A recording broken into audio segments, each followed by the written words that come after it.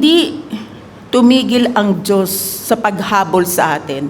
Hindi tumigil ang Diyos sa plano na bawiin ang tao kay Satanas. Kaya ibinigay niya at ipinadala niya ang bugtong niyang anak. Alam naman ni Eva at ni Adan na sila yung may authority dito sa mundo eh. Kaya lang, nung tinukso sila ni Satanas, nag-give in. Nag-disobey sila sa sinabi ng Panginoon. Bakit? Kasi hindi sila nagtitiwala sa Diyos. At ayun na nga, simula nung ibinigay yung authority, kasi atin talaga itong earth sana eh. Ibinigay ni Eva at ni Adan itong authority ng earth kay Satanas. Ibig sabihin, nag-under na tayo. Ang mga taong ipapanganak ni Eva at ni Adan nag-under sa dominion ng evil, sa dominion ng demon, na bago ang ating nature. Hindi na tayo under kay God noong time na yon. No? Kaya ang lahat ng pinanganak ay patay ang espiritu. Ibig sabihin ng patay, hiwalay sa Diyos. Nakukuha? Ang corrupt, pero hindi tumigil ang Diyos sa paghabol sa atin. Hindi tumigil ang Diyos sa plano na bawiin ang tao kay Satanas. Kaya ibinigay niya at ipinadala niya ang bugtong niyang anak. Alam niyo yung John 3:16, alam natin yan lahat eh. Sino rito hindi nakakaalam yan? Meron? Salamat naman, alam niyo yan. For God, sabayan niyo ako. For God so loved the world that He gave His only begotten Son.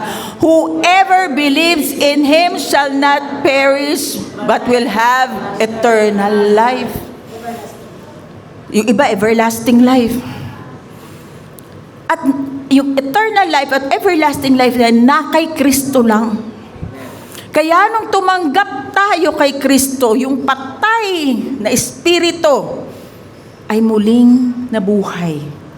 Nagkaroon na tayo ng communion kay God.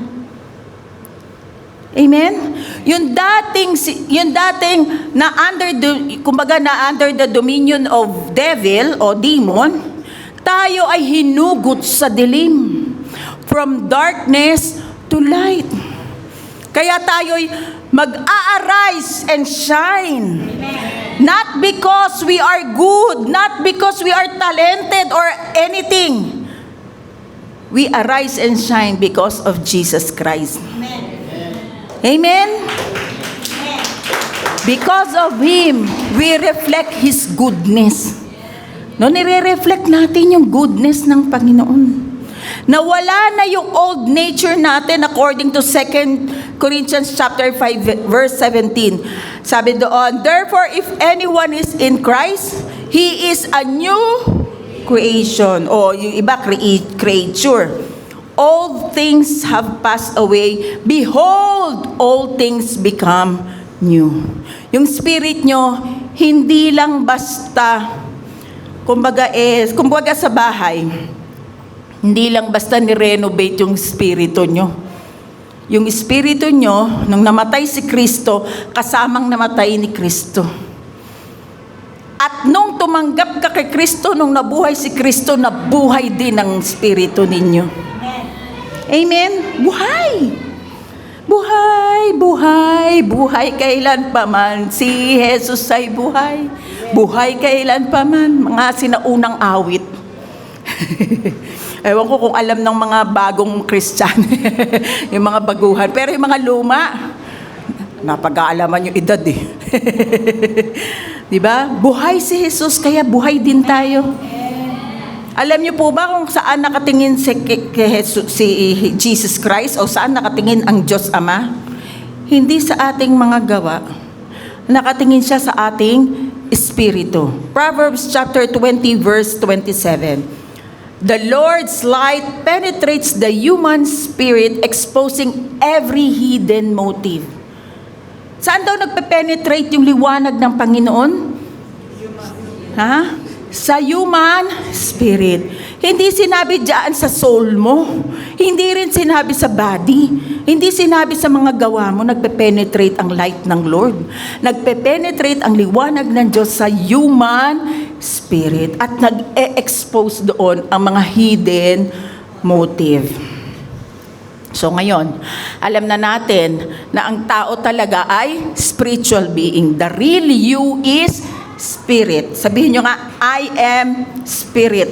I am spirit. Hindi yung damdamin mo, hindi yung isip mo, hindi yung katawan mo ang totoong ikaw. Ang totoong ikaw ay espiritu. Espiritu na mayroong soul at body. Tignan natin ngayon, nung nanumbalik na yung structure ng una nating pagkakalikha mula sa Diyos, eto na, ang totoong tao. Tayo ay spirit, soul, and body. Nung na-born again tayo, may bahagyang spirit. Anong tatlong bahagi ng spirit? Communion, conscience, intuition. At sa communion, diyan nakikipag-direct fellowship ang Panginoon sa atin. Diyan binuhay tayo muli ng Panginoon. Kaya makakalapit tayo sa trono ng biyaya niya. Kung nasaan si Jesus, nandoon ka kasi buhay ka na. Amen? Nakaupo lang naman si Jesucristo beside Father God at beside Jesus Christ. Tayo ay nakaupo na rin. So kung naghahari si Jesus, kasama kanyang naghahari. Prinsesa at prinsipe ka pala. So umakto tayong ganun. Amen? Paano mababalik? Paano nabalik o paano mababalik ang fellowship ng tao sa Diyos? Di ba sabi ko sa inyo, nung nagkasala si Eva at si Adan, nagkaroon na bago yung nature ng tao, naging sinful nature. Paano ngayon mababalik yung pakikipag-ugnayan ng tao sa Diyos? Paano nangyari yan na ang communion ay nabalik? Ang sabi sa John 3:7, you should not be surprised at my saying, you must be born again. Pag sinabing must, vital importance. Ibig sabihin, sobrang importante. Kailangan. Be required to. Be obliged to. Kailangan mong maborn again. So kung tatlong bahagi natin, spirit, soul, body, yung spirit natin na born again, 1/3 ng ating pagkatao ay kompleto na. Kompleto na ang espiritu mo kapag ikaw ay nakay Kristo. Complete, sanctified, perfected, sealed ang espiritu mo. When we got born again, our spirit is perfected, completed, and sealed by the Holy Spirit. Wala nang kulang. Kompleto ka na. Ang pag-iisip mo na lang ang kulang. Kasi iniisip mo na kulang ka. Sabi mo nga, I am complete. In Christ. I am perfected in Christ. I am sealed by the Holy Spirit. Ano ang mga, tingnan natin, ano-ano ba yung mga binigay ng Panginoon? Ano yung mga dineposito niya? Sa Gen Z na na pananalita, ano yung dinownload ng Panginoon sa espiritu mo? Kasi mas naiintindihan ng Gen Z. Imbis sa deposit, bangko yun dinownload sa espiritu mo. You are one with Him. 1 Corinthians chapter 6 verse 17. But he who is joined to the Lord is one spirit with Him. Ang joined sa Greek ay kolao, means glue together, cement, fasten firmly. Halimbawa, may dalawang papel. Halimbawa, itong dalawang papel na yan. Ginlo, dikit na dikit, pinatuyo mo. Pag inalis mo, ano mangyayari? pipilitin mo siyang maalis, ano mangyayari? Mapupunit, masisira. Wala, glued na kayo. Ganon tayo sa Panginoon. Hindi na tayo maaalis. Hindi na tayo marireject, maaagaw. Tama, amen? Hindi na tayo maaagaw ng evil one.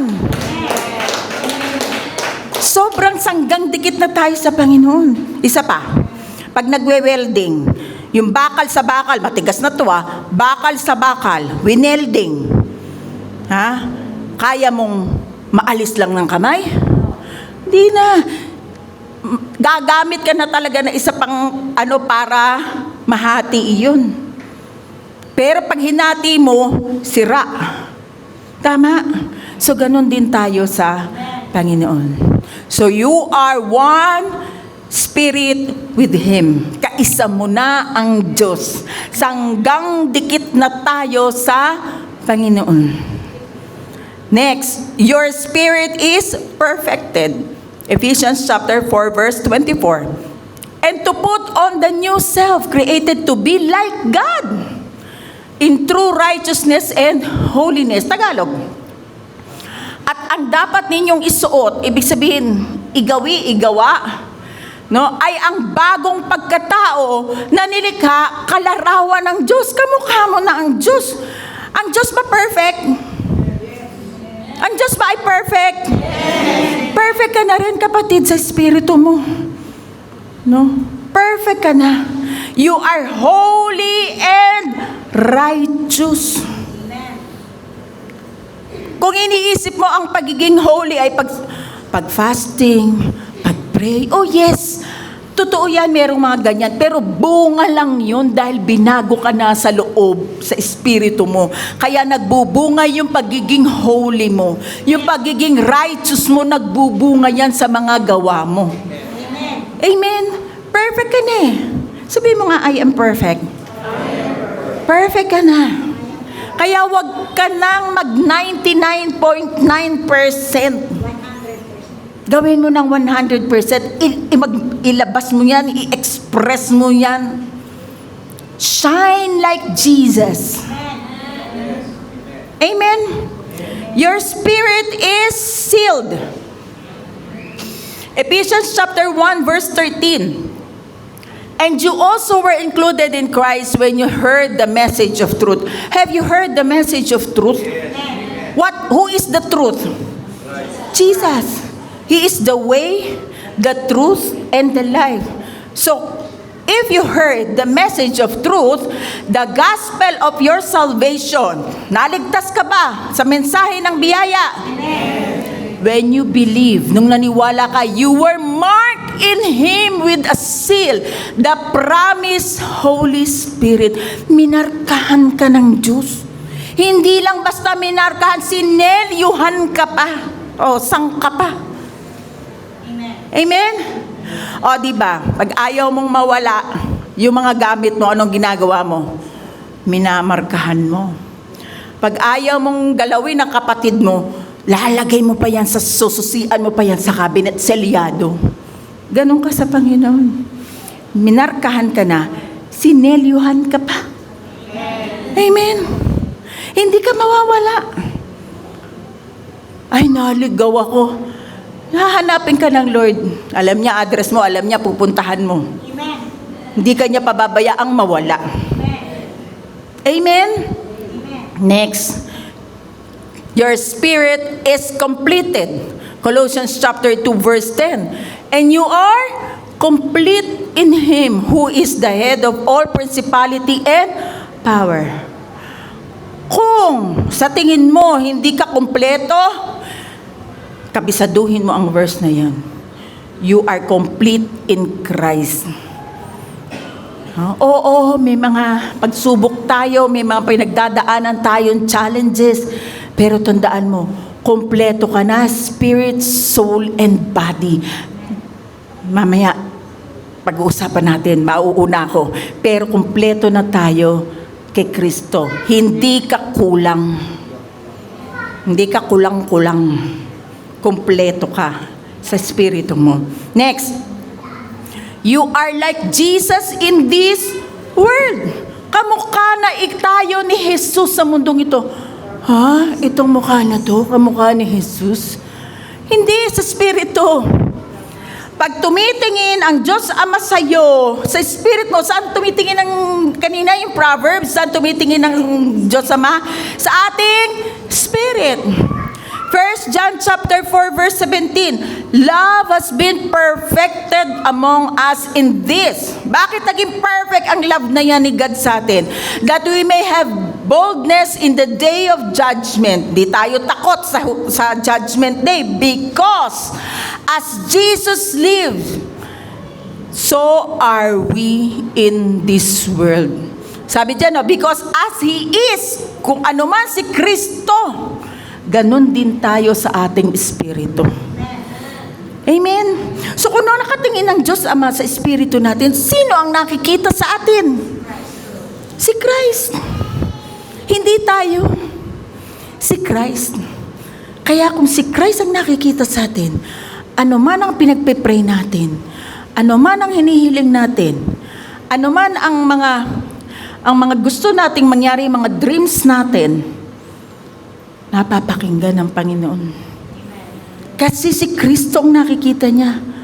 At kung si Kristo ang nakikita niya, tatanggihan ba niya ang kanyang anak? Hindi, di ba? Anak ko to, pakikinggan ko to. Kaya nga, kumpleto na tayo kay Kristo, kamukha pa tayo ni Kristo. Amen?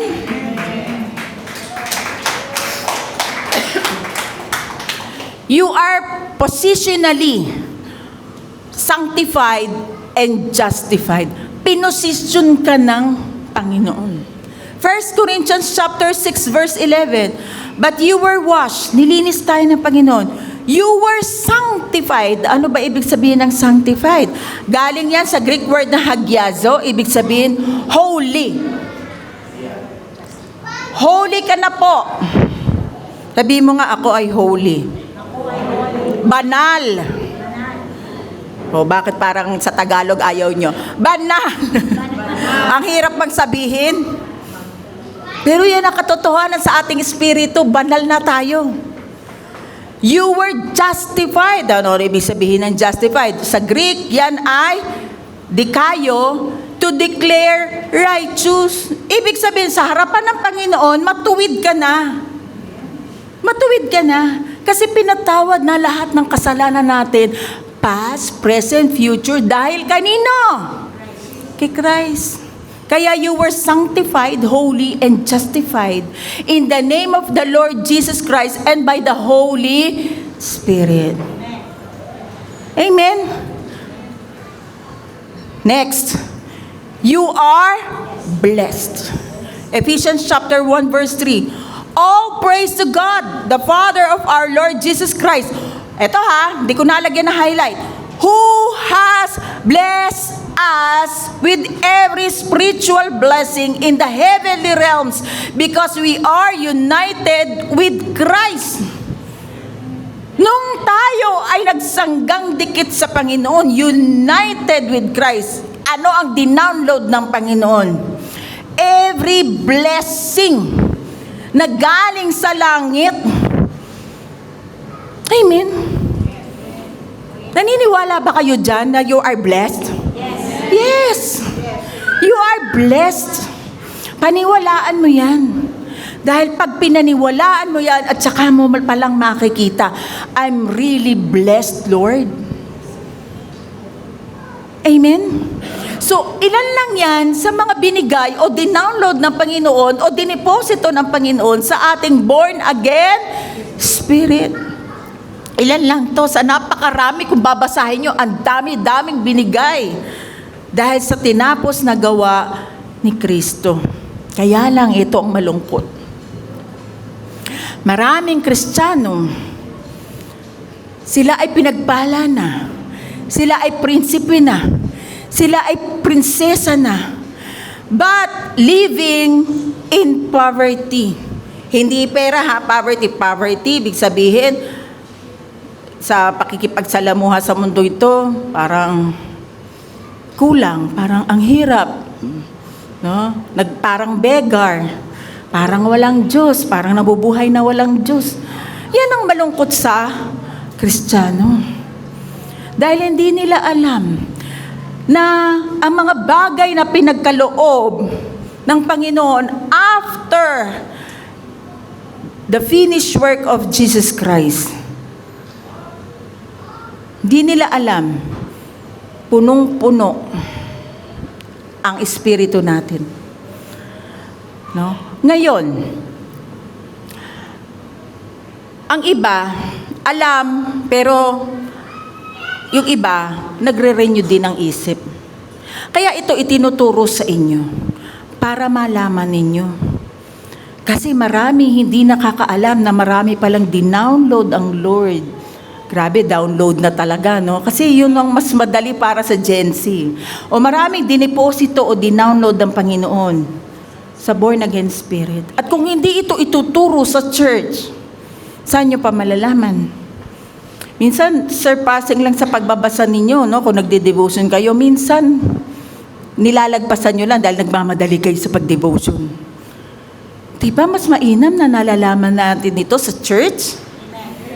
Dahil kapag itinuro ito sa inyo, magbabago ang pananaw ninyo sa buhay, magbabago ang pananaw ninyo sa Diyos, magbabago ang pananaw ninyo sa ano pa mang gagawin ninyo. Hindi na kayo mukhang beggar. Hindi na kayo nabubuhay sa poverty. Kasi maraming pinagkaloob ang Panginoon. So review lang yun, no? Dami. O tignan natin uli. In what way we were made like God? Number 1, as God is triune, Father, Son, Holy Spirit. So man was also made as triune, spirit, soul, and body. Number 2, God is spirit, likewise man is spiritual being. At eto na tayo ngayon. Ito na po, hindi pa po ako tapos ha. Ngayon pa lang ako magsisimula sa tamang turo, sa totoong turo ko ngayon pa lang. Number 3. Oh, handa na ba kayo? May dala ba kayong ano dyan, kama? Bukas pa tayo matatapos. Okay lang ba sa inyo yan? Oh, number 3. God is a personality of mind, emotion, and will. Likewise, man is a personality of mind, emotion, and will. Tingnan natin yung illustration na to. Maraming dineposito sa ating spirit. Paano magpapass through sa soul natin? No, 'di ba? Tatlo yung dimension natin, spirit, soul, and body. Nasa spirito lahat 'yan eh. Paano ngayon magpapass through sa soul? All that were deposited in our born again spirit must pass through to our soul. How? Paano? Next. Renew your mind through God's Word. Kailangan ng pagbabago ng isip. Kailangan magbago ng isip. Pag hindi nyo binago ang isip nyo, yung lahat ng dineposito ng Lord sa espiritu nyo, hindi nyo mararanasan. Gusto nyo bang maranasan? Ano ang gagawin? Renew your mind. Okay, tignan natin. Ano yung 3 dimension din ng soul? Mind, emotion, will. So, iba yung spirit, iba yung soul. The mind is the rudder, Tagalog, timon, of the soul. Alam niyo yung timon? Yes. Yung kapag may ship, o may barko, o may bangka, yung pagka inano nung captain, yung, ano ba tawag doon, yung parang manibela, merong biglang gaganon sa ilalim na napakaliit lang na bagay. Pagka ginanon, tinurn left, o sa inyo right yan, tinurn ng ganyan ng captain, gaganon yung rudder o yung timon. At yung malaking ship, gaganon din, susunod. Mind, bakit importante? Kung anuman ang pinupukosan ng isip nyo, yun ang nilalabas ng emotion nyo at nagagawa ng body ninyo. Kaya napakapangyarihan ng isip. Kung pinopokusan nyo, lahat ng mga diniposito ng Panginoon sa Espiritu ninyo, pinopokusan nyo yun.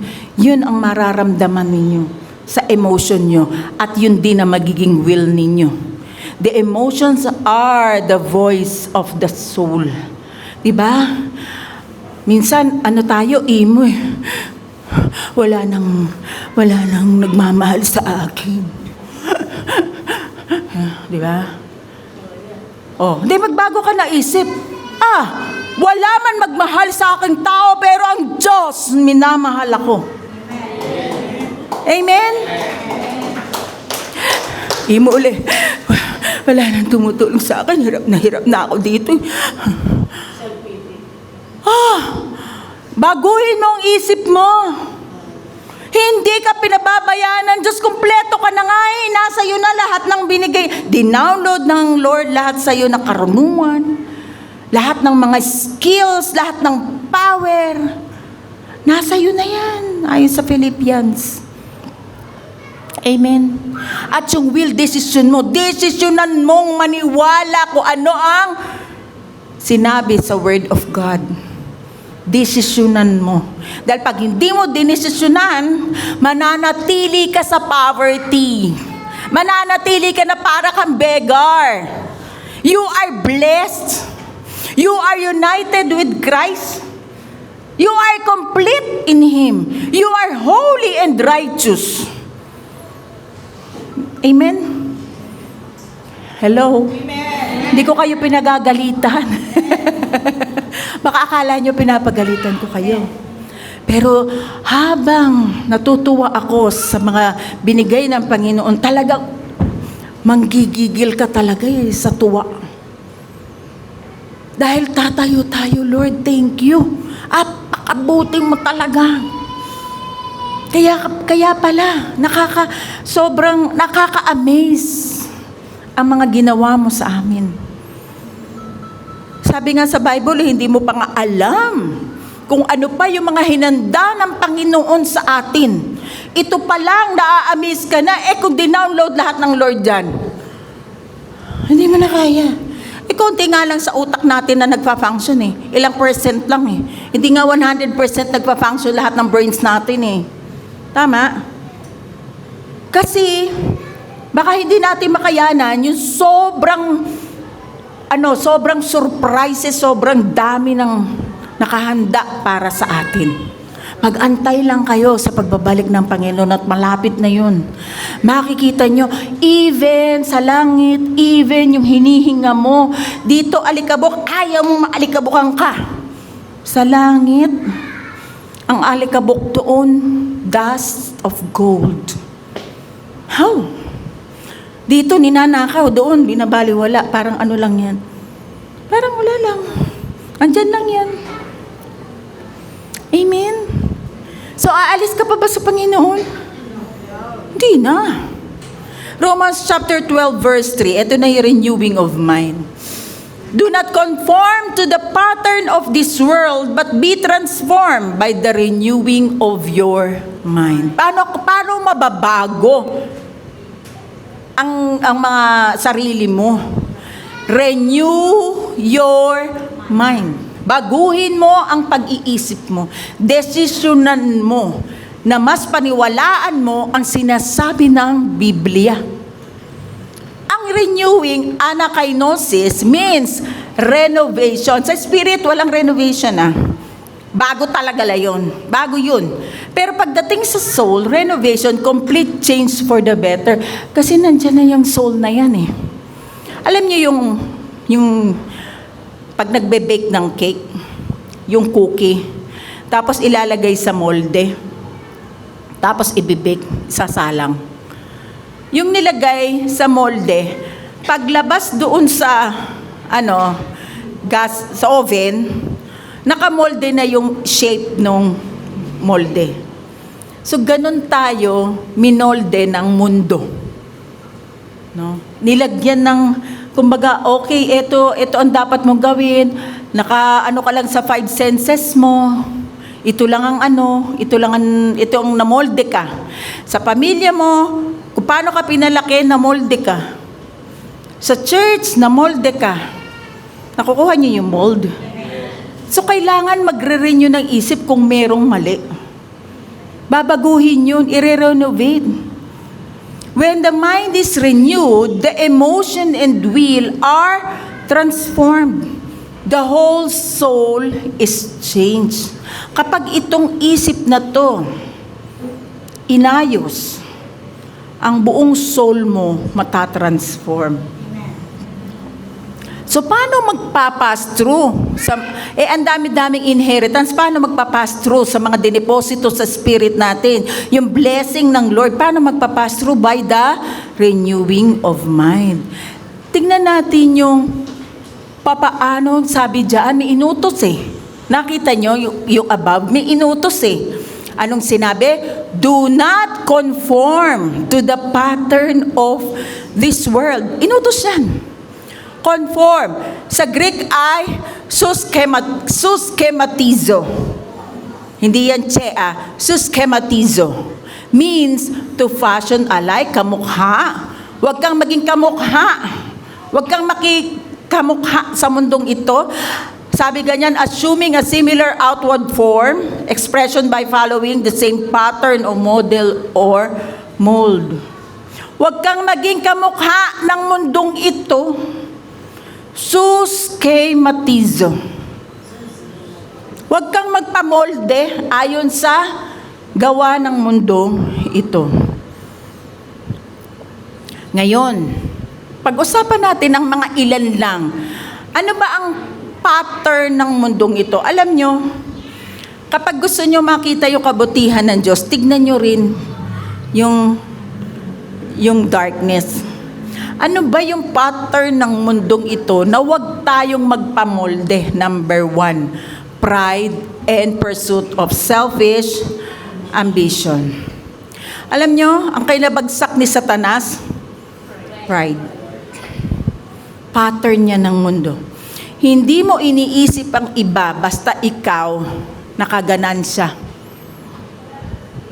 Pattern niya ng mundo. Sometimes yung ambition mo, may ambition ka, pero nasa-sacrifice mo na pala yung iba. Nasa-sacrifice mo na yung family mo. Nasa-sacrifice mo na yung mga values mo. Yan. Sabi, pursuit of selfish ambition. Pride exalts instead of God. Exalts self instead of God. Oo, magaling ako eh. Kaya ko yan. Pinagdaanan ko yan. Mahusay ako dyan. Ikaw, wala ka namang pinagdaanan. Ako, pinagdaanan ko yan. Pride. Diba? Pride ang iniisip mo, ano ang sasabihin ng iba. Alam mo yung people pleaser? Naku, ano ba sasabihin sa akin ng iba? Naku, nawala na ang aking ano ba tawag doon? Dignity ba yun? Hindi eh. Image. Pride.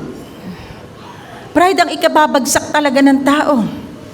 Pride na ayaw mong tanggapin ang pagkakamali mo kahit kitang-kita na mali ka. Pride.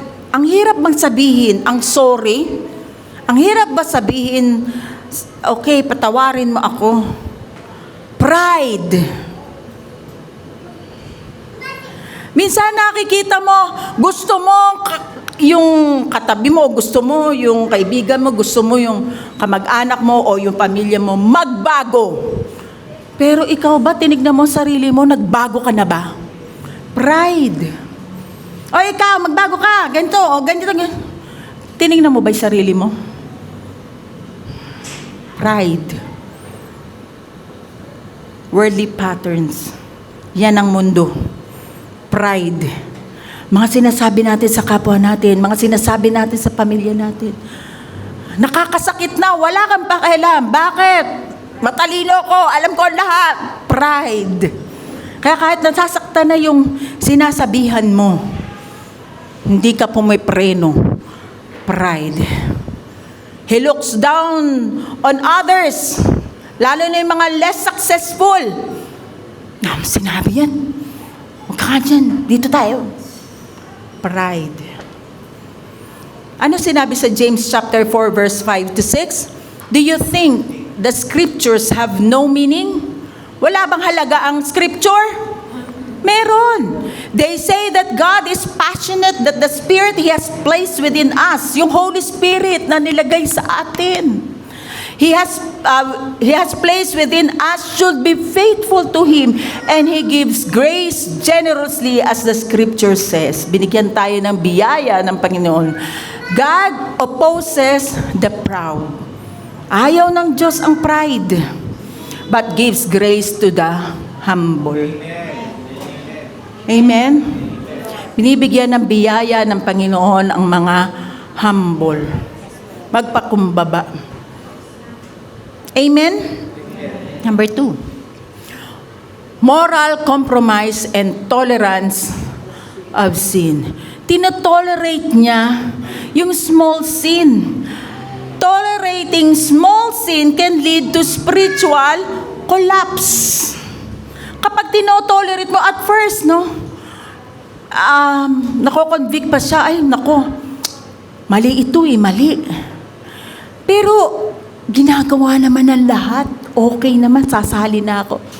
Hindi naman ako mapapahamak, lahat naman gumaganap niyan. Alam niyo kung ano mangyayari?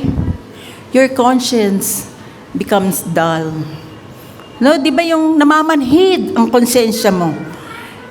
At parang yung kasalanan ay okay na yun.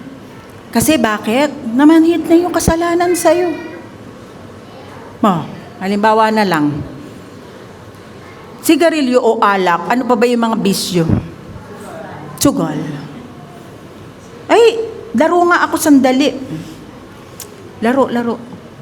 Total, makaklasiko Laro naman. Isa lang. Talo. Babawi ako. Miski sa sugal, ganun bawi ako.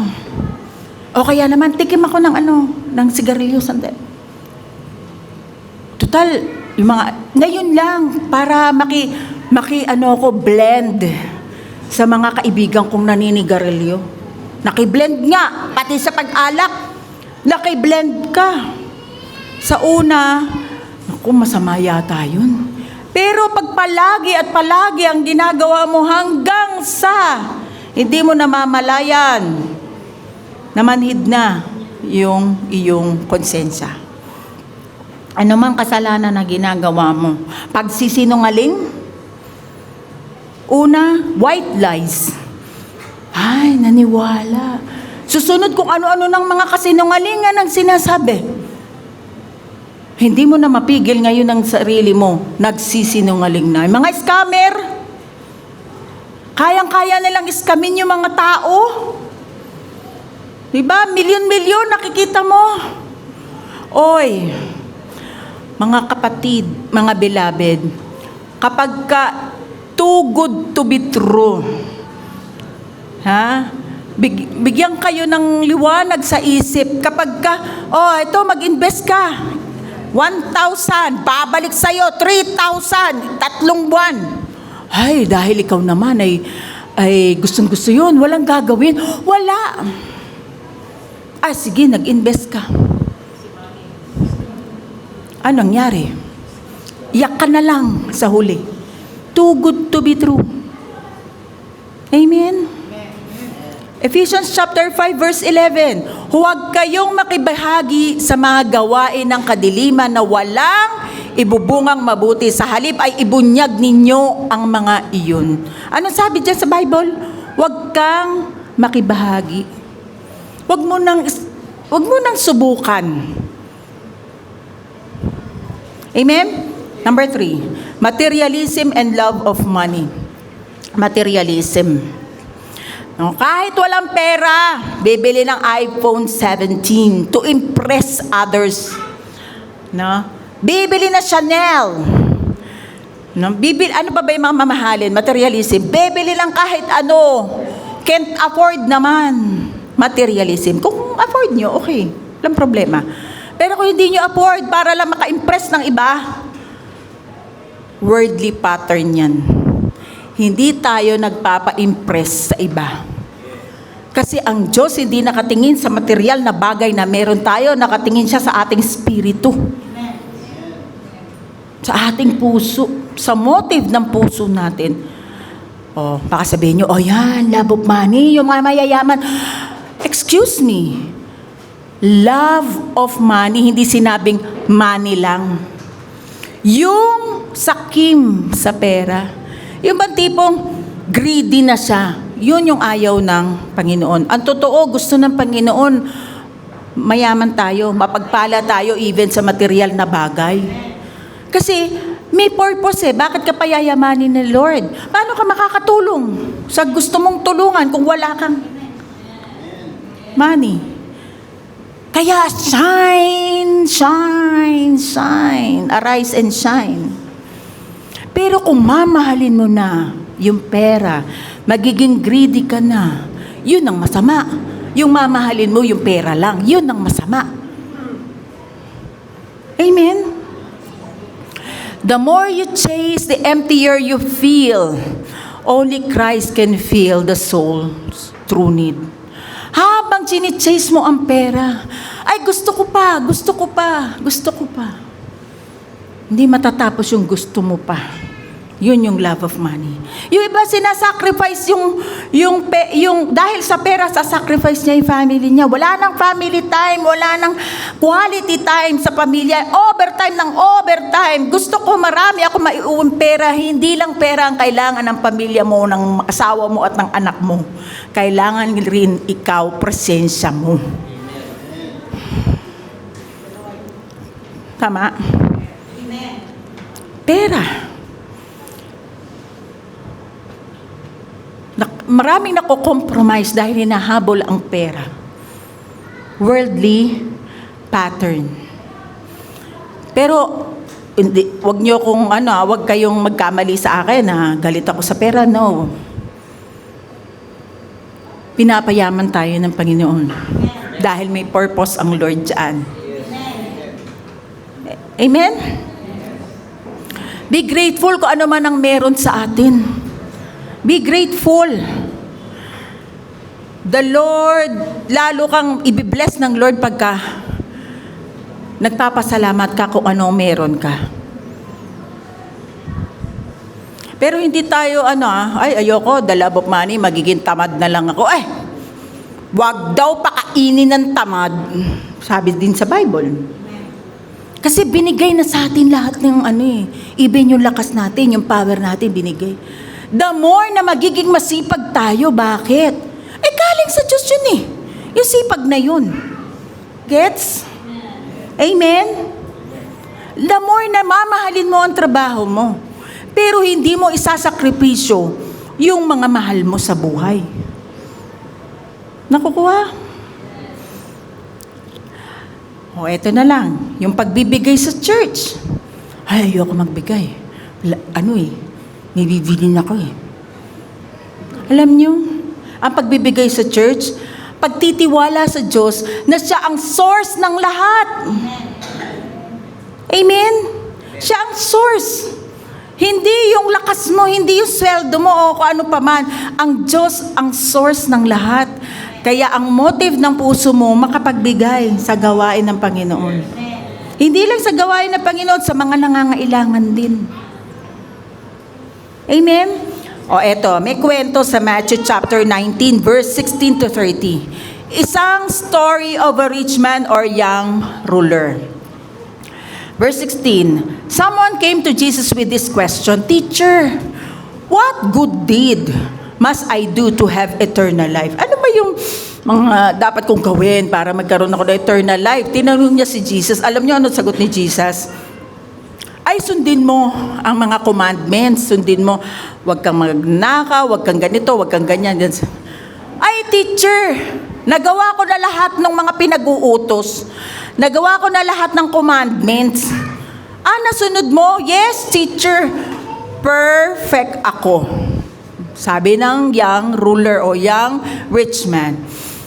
So, ang sabi ni Jesus, sa verse 21, Jesus told him, if you want to be perfect, go and sell all your possessions and give the money to the poor, and you will have treasure in heaven. Then come, follow me. But when the young man heard this, he went away sad, for he had many possession. Sabi ni Jesus, gusto mo pala maging perfect. Okay, nasunod mo lahat ng commandments. O nagmahal ka sa ganito. Isa na lang. Benta mo lahat ng mga ari-arian mo at ipamigay mo sa mahirap. Ano sabi ng mahirap? Nalungkot. Kasi ang dami niyang kayamanan. Alam niyo, hindi naman galit si Jesus doon sa possession ng young rich man Pinalitaw lang ni Jesus yung nasa puso nung rich man. Nakuha? Gusto naman ni Jesus na mayaman Kaya lang yung motive ng heart mo. Ready ka ba bigyan ng kayamanan ni Jesus? Ano ba ang motive ng heart mo? Ba't gusto mong yumaman? Kasi kung hindi mo kaya at mapapahama ka, magtatagal yan or baka hindi nga ibigay. Check your motive. Check your heart. Amen? Ready ka ba? Umulan ng pagpapala, uulan ng pagpapala. Gusto mong ulanin ka ng pagpapala? Check your heart, your motive. Amen? Tignan mo kung ano nasa puso mo. At pag nakita ng Diyos ang puso mo, hindi lang ulan, malalakas na patak ng ulan. Wag naman bagyo, baka liparin yung bubong natin. No? Pero babagyo ng pagpapala. Amen? Ano ba ang materialism? Tignan natin, ano ba ang kahintulad ng materialism? Materialism is like a bucket with hole. Para siyang timbang may butas. No? Nakalagay dyan, no matter how much water or money you pour in it, it never fills. Yan yung materialism. The more you chase, the emptier you feel. Sino lang ang makakapag-feel? Only Christ can fill the soul's true need. Jesus is enough. He is enough. So kung ano meron ka, thank you, Lord. Makontento. Nakita ng Diyos ang puso mo, dinagdagan. Thank you, Lord. Dinagdagan uli ng Lord. Thank you, Lord. Kung ano nandyan, kontento ka dinagdagan uli. Nakita mo, ang yaman naman na sa lahat ng bagay. Mayaman ang pamilya mo, sa relasyon. Mayaman ka sa pakipagtungo sa kapwa. Mayaman ka even sa lahat ng bagay. Maski sa bulsa mo. Amen. Kasi ang Diyos mayaman. Di ba we are created or we are made like Him? Kung ang Diyos mayaman, ang mga anak niya, mayaman in all things. Just be grateful. Maging mapagpasalamat. Number 4. Cultural trends and pleasure. Seeking that normalize immorality and reject God's standards. Yung mga mahilig sa party-party, mga club. No? Yan. Yung goal lang niya ay yung humanap ng kasiyahan. Life is short. Party na tayo. Life is short. Maikli lang ang buhay, pati di ko pa ito, susubukan. Hanggang wala na yung holiness, even immorality. Immorality, sinubukan. That's the pattern of the world. Nandun pala po tayo sa do not conform, to the pattern of this world. Kahit na uso, yung mali, dahil maraming gumagawa, nagiging tama. Paiba-iba ng partner. Yung mga celebrities. Diba? Yun ang pattern ng mundo. Pleasure without boundaries. Pleasure! Wala nang boundary. Kahit, sige, inom dito, inom doon, party rito, party doon, marites dito, marites doon, without boundaries. Pleasure yun eh. Yung pinagkukwentuhan nyo sa iba. Pleasure yun. Kaya huwag kayo mind your own business. Mind your own business. Ipag-pray mo yung iba. Amen? Galatians chapter 5 verse 16. But I say, walk by the Spirit and you will not gratify the desires of the flesh. Sinasabi ko sa inyo, mamuhay kayo ayon sa Espiritu. Kung ano yung diniposito sa Spirit nyo, doon kayo mamuhay. At wag na wag kayong susunod sa hilig ng laman. Amen. At nang sa gayon, mararamdaman nyo ang pagpapalang bubuhos ng Panginoon sa'yo. Actually, binuhos na eh, nasa spirit na natin eh. Ilalabas na lang natin yun. Amen? So, let's have a recap. In what way we were made like God? Lahat sabay-sabay tayo. Number 1, as God is triumph, Father, Son, Holy Spirit, so man was also made as triune, spirit, soul, and body. Number 2, God is spirit, likewise, man is a spiritual being. Number 3, God is a personality of mind, emotion, and will. Likewise, man is a personality of mind, emotion, and will. Basahin natin sa Tagalog yung Romans chapter 12 verse 2. Sabay-sabay tayo. Huwag kayong makiayon sa takbo ng mundong ito. Sa halip, hayaan ninyong baguhin ng Diyos ang inyong pag-iisip upang maunawaan ninyo ang kanyang kalooban. Sa gayon, magagawa ninyo kung ano ang mabuti, kalugod-lugod, at ganap na kalooban ng Diyos. Tingnan niyo yung dulo. Sa gayon, kapag hindi ka nakiayon sa mundong ito, pag binago mo na yung isip mo, ano mangyayari? Magagawa na ninyo kung ano ang mabuti, kalugod-lugod, at ganap na kalooban ng Diyos. Siyempre, hindi tayo matatapos. Ano yung daily walk natin? Paano natin ito i-apply? So, nagbigay ako sa inyo ng 4 na pattern ng world. Ito naman yung sa Diyos. Use your ambition to serve Christ and others. Yung 10 Commandments, nasasakop lang yan sa 2 law. Mahalin mo ang Diyos, mahalin mo ang kapwa mo. Yung buong 10 Commandments at yung ibang commandments, mahalin mo ang Diyos, mahalin mo ang kapwa mo. 1 Corinthians chapter 10 verse 31.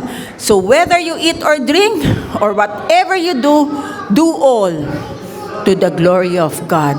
Ano man ang iniisip mo, ano man ang gagawin mo, isipin mo, nakaka-glorify ba to? Nakakapigbigay bang huluwalhati ito sa Panginoon? Kung hindi na, stop it.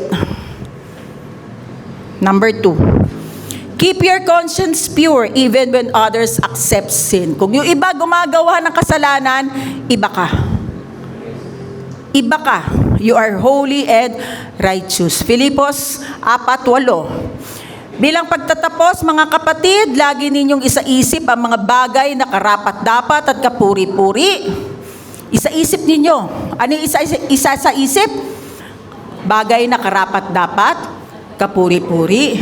Mga bagay na totoo, marangal, matuwid, malinis, kaibig-ibig, at kagalang-galang. Yan ang lagay sa isip. Amen? Para maging pure ang conscience natin.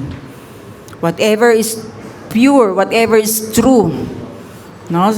Next, number 3. Treasure Christ above possession and live with contentment. Hebreo 13:5. Iwasan nyo ang pagiging sakim sa salapi. Maging kontento kayo sa anumang nasa inyo sapagkat sinabi ng Diyos, hindi ko kayo iiwan o pababayaan man. Alam nyo, isa dyan yung inggit. Pag naiinggit ka, yun. Doon na magsisimula sa'yo yung galit, yung bang awa sa sarili. Kaya iwasang mainggit. Yun yung sinasabing sakim sa salapi, mainggit sa iba. Huwag kayong mainggit sa iba. Kung ano ang nasa iyo, maging kontento ka, maging mapagpasalamat ka, at kung ready ka na, uulanin ka ng pagpapala sa lahat ng bagay. Amen? Number 4, find true joy in Christ, not in worldly pleasure. Hanapin niyo yung kaligayahan niyo sa Diyos, kay Kristo. Hindi sa mundong ito. Colossians chapter 3 verse 2. Set your minds on things that are above, not on things that are on earth. Beloved, hindi tayo tagalupa. Tayo ay tagalangit. Sa mga senior citizen natin, 3 na yung citizenship ninyo. Yeah. Yung mga senior natin, 3. Filipino citizen, senior citizen, citizen of heaven. Ako, malapit na ako maging 3 din. Malapit na. Kaya ang isip natin, wag dito sa dadaan lang tayo dito. Meron tayong tunay na tahanan kasama ang Diyos. Amen. Hallelujah. Salamat sa Diyos. At iiwan ko ang beloved thought. Sabay-sabay tayo. I reject the world's pattern. I live transformed by Christ. Nire-reject nyo ba ang world's pattern? Yes. Huwag na tayo makiayon dyan. Kasi we are in Christ. Palakpakan natin ang Lord. Hallelujah. Tayo po ay yumuko. At sa mga bagong dating lang, ngayon ka lang naka-attend at ngayon mo lang narinig yung mga ganitong mensahe at gusto mo magkaroon ng relasyon sa Panginoon, magkaroon ng eternal life at makasama ang Diyos sa darating na panahon, makasama ang Diyos sa muli niyang pagbabalik at maging citizen of heaven, sumunod ka sa panalangin ito. Lakasan mo, buka mo ang bibig mo. Panginoon, patawarin niyo po ako sa lahat ng aking mga kasalanan. Salamat po. Sa krus ng Kalbaryo, inalay niyo po ang inyong katawan. Tumigis ang inyong dugo upang ako ay magkaroon ng buhay na walang hanggan. Ikaw ay nabuhay. At sa pagtanggap ko, Panginoon, sa inyo, bilang tagapagligtas, ako rin ay nabuhay. Banal na Espiritu, manahan ka po sa akin. Manahan ka sa aking espiritu. Gabayan niyo po ako. Bigay niyo po sa akin ang lahat ng mga revelation. Ibaptize niyo po ako ng inyong kapangyarihan. Sa pangalan ni Jesus. Amen. Tumayo na ang lahat.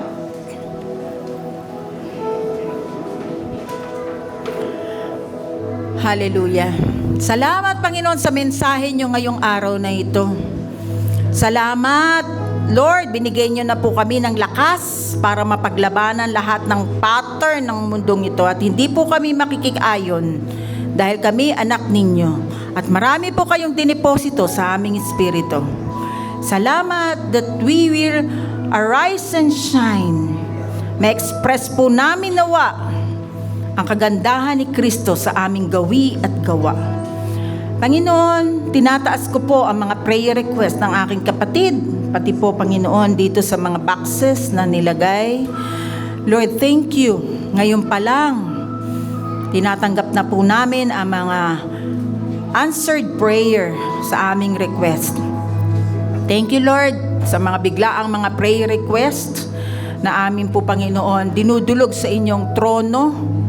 Salamat, pinakikinggan niyo po kami. Hindi po dahil kami magaling, kundi dahil si Kristo po ang tinitignan niyo sa amin. Lord, salamat sa kagalingan mula ulo hanggang paa. Sa pangalan ni Jesus, lahat ng sakit na nasa katawan mo, I rebuke it, I reject it in Jesus' name. Umalis ka sa katawan ng mga kapatiran sa pangalan ni Jesus. Lahat ng infirmities, lahat ng kasakitan mula ulo hanggang paa in Jesus' name. Cancer, gumaling ka. Tumor, matunaw ka. High blood, maging maayos ka. Mga cholesterol, mga sakit sa internal organs, sakit sa kasukasuan, at ano ba mga sakit in Jesus' name. 2,000 years ago, kinuha na ng Panginoong Hesus ang kasakitan na yan. Kaya receive your healing right now in Jesus' name. Thank you, Lord. Magaling na po kami. Although may symptoms, hindi po namin ito paniniwalaan. Dahil mas paniniwalaan namin na kami po ay magaling na. Lord, thank you sa protection. Thank you sa mga angels na pinadadala mo para kami ingatan, proteksyonan. Thank you, Lord, sa ng aming mga mahal sa buhay. Iningatan niyo na po kaming lahat. Even ang aming trabaho, even ang aming negosyo, o anumang pinagkukuhanan po namin ng aming hanap buhay. Salamat sa pag-iingat at proteksyon. Salamat, Lord, sa anumang tangka ng kaaway. For no weapon formed against us shall prosper, and every tongue which rises against us in judgment, we shall condemn. Hindi kami, Panginoon, makakanti ng kaaway, sapagkat selyado kami ng banal na Espiritu. Lord, thank you na walang madidisgrasya sa aming mga kapatiran, walang magkakasakit sa ng kanilang mga mahal sa buhay. Salamat sa kalakasan. Salamat, Panginoon, sa kalusugan. Salamat sa proteksyon. Thank you, Lord. Thank you for blessing us. Thank you na ang liwanag mo ang magsashine, Panginoon, sa amin. We will arise, shine. In Jesus' mighty name. Amen. Lahat ng pangako mo sa'kin ay oo. Sa bawat laban, tiyak ang panalo. Ako'y nasa lilim na lumikha ng mundo. Sa bawat hakbang ako'y ginagabayan. Saan man naroroon, laging pinapaboran.